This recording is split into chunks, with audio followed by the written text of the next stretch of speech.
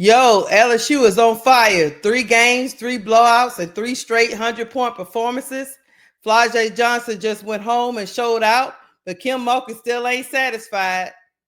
Let's talk about that balance between fun, firepower, and focus. Let's cue the intro.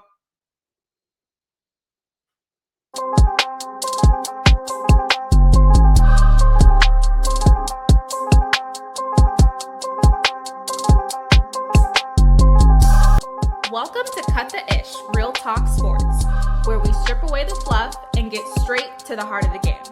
From the hottest plays on the court to the controversies off it. We're breaking it all down with unfiltered takes and raw honesty. No sugarcoating, no holding back. Just real talk for real fans. Let's get into it.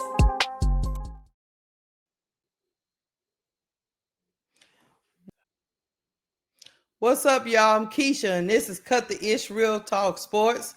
The Tigers are 3-0, coming off a 118-70 road win over Georgia Southern, and it's looking like a national championship energy might be back in Baton Rouge. Hey, it's been a historic offense in the first 3 games.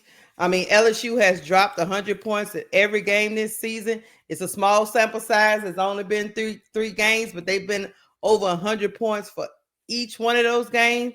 This last game, they shot 53% from the field, 9 for 20 from 3. It's crazy efficiency. 6 players in that game were in double digits.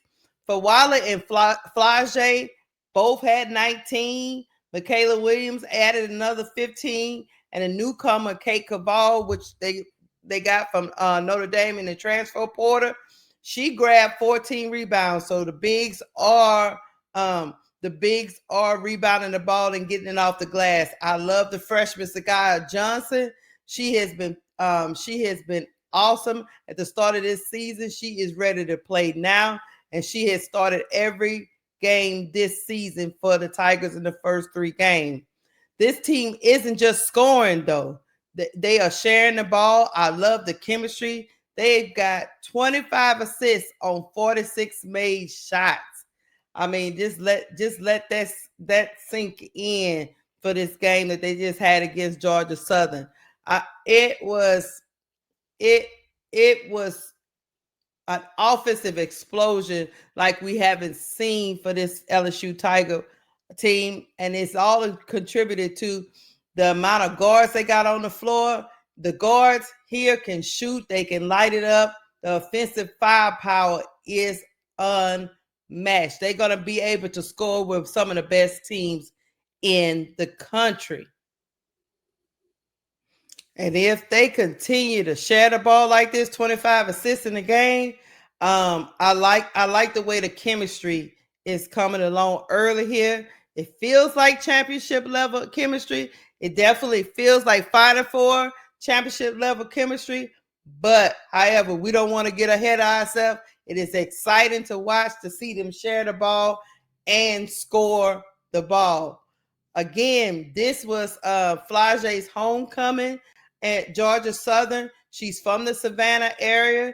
This meant a lot to Flau'jae. She played just 50 miles from her hometown, and everybody came out.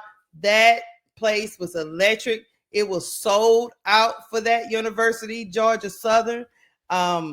They sold the most tickets they ever have sold in that building. They announced on the PA when they was calling the game. And you got to give Kim Mulkey credit. She always makes sure her players get that moment. I remember when she did Angel Reese in Baltimore. She had a game in Baltimore. She had Anissa Morrow in Chicago. And now it's Flau'jae in Georgia. She also gives back to her Louisiana teams because she played in Louisiana. So I love how Kim always reaches back to her stars and her teams to help these smaller programs grow, who wouldn't most likely have that type of attendance, have that type of attendance because the Tigers are coming to town. I'm gonna play a little bit of what Flau'jae had to say after the game. Yeah, Flau'jae, how special was it for you to be here and talk to us about who's in the crowd for you tonight? Just so special. My grandparents, like they were all in the back. They got to see me play, and it was more. It wasn't really hello, which was cool. And it was just like the energy here was wild. Like all my grandparents here, all my family. It was great. Did her brother perform at Yeah, halftime? He did. It was awesome. yeah, he performed at halftime. What a proud moment for Kia, the mom. Yeah. You know, I mean, got to watch her daughter play and then got to watch her son perform. What's it like having a player on your team that's not only good at performing on the basketball court, but also on a stage? The most admirable thing I can say about Flaujae that you don't know when you're recruiting young athletes is their work ethic. I don't know how she does what she does. She wakes up early. She does her music. She does basketball. Sometimes I tell her, you need to rest. Enough is enough. But that's all she knows.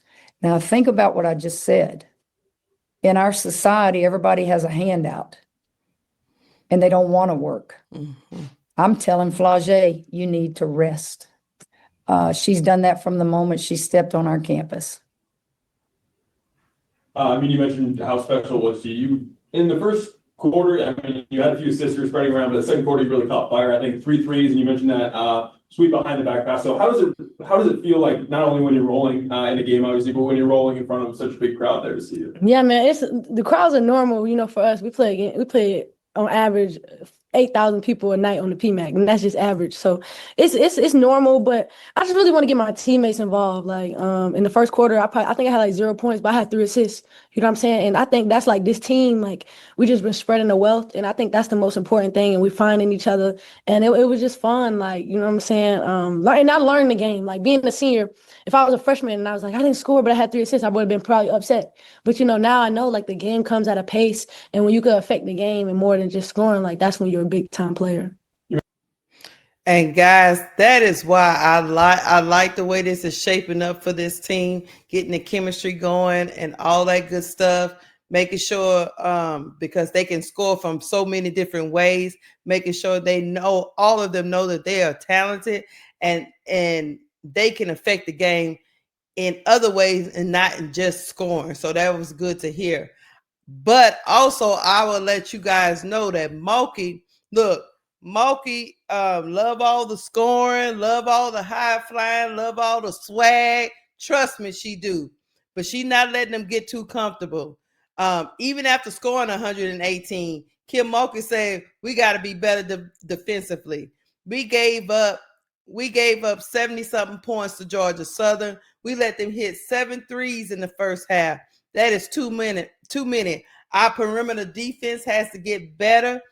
Kim is using these early games to build depth so she can make sure she knows who can come off that bench because she has so much firepower. She has so much talent on this team. She's playing everyone. She's approaching this season while using these non-conference games to build chemistry with these girls, to make sure Flau'jae, Michaela, and Malaysia Flau'jae are in sync so they can bring these super freshmen along, and also make sure the transfers feel included in the game plan. All 12 players right now are getting minutes right now. That's how you stay ready, because when it comes time, you got to grow confidence in your roster, because once SEC play is here, it's going to be a dogfight for Kim Mulkey's team, even with all this talent on her team. But I'm gonna let Kim talk to you for a minute. Here we go. Coach, this was the first time that Georgia Southern has hosted a ranked opponent since 1999 in top 5. So for you guys to come in and to play against a team like this, Hannah Hayden's in her second year as a head coach. What were your thoughts going up against this program, and what did you take away? Well, I was proud of the crowd. They said it sold out like quickly, and that's awesome. I thought her team played about as hard as they probably are capable. They were trying to get charges all night. I had not seen any of that on the film, but it was like one charge, one flop, I mean, they were doing everything they could. And as a coach, I think that that's all you can ask your team to do, particularly if you're overmatched. And I just thought there was a period there in the third quarter where they cut the lead and showed you that they never gave up. They never quit playing. All right, we'll move over to Zoom. If you could use the raised hand function, please. Reed, you can start. Hey, Coach, you got me? I got you, Reed.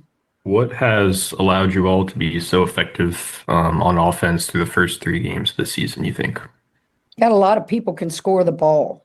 I haven't studied the stat sheet yet, but I bet we've had 5 or 6 every night scoring double figures, and those that don't, they're getting good looks as well. We don't have a liability where you can not guard somebody. Everybody is able to score the ball, and particularly from the 3, all of them will let it go. We've got to get better defensively. We gave up too many points, in my opinion, defensively. But third game in, I don't hesitate to put anybody out there, and that's 1 through 12. Now it may change, but if we can do that for a long period of time, I just think you're going to develop players that you grow confident in, and it'll make us better. She says she don't have a problem with 1 through 12. That is a bold statement to say early in the season. That speaks to how much firepower she has on this team. And what's next for LSU is they'll be back in the PMAC to face Charlotte. After that, 4 more mid-major matchups before the Paradise Jam in the Virgin Islands. That's when things get a little serious. They could face Washington State in the championship of that tournament. That's going to be in the Virgin Islands. This stretch is all about defense and discipline. Kim is going to try to drill in their head defense and discipline. We can see that all of you guys can score the ball, but we have to be defensively disciplined to get through this next stretch and into SEC play. Because once it hits December, it's goal time and it's real competition time. Bottom line, LSU looks scary offensively. This team looks scary. They can score with the best of them. The offense is rolling. The chemistry is clicking. Malaysia, for a while, it just seemed like she just fit right on in there seamlessly. But my coach is right. Defense wins in March. We're going to need that defense to tighten up. We can't be giving up. We can't be having atrocious perimeter defense. We got to learn how to switch and make sure our bigs switch and guard their man. So let me know how y'all feel about this video, but I'm gonna drop a challenge. I want to know, is this LSU team already better than last year's team? Let me know what you think in the comments. Thank y'all for rocking with me this evening, and I'm out.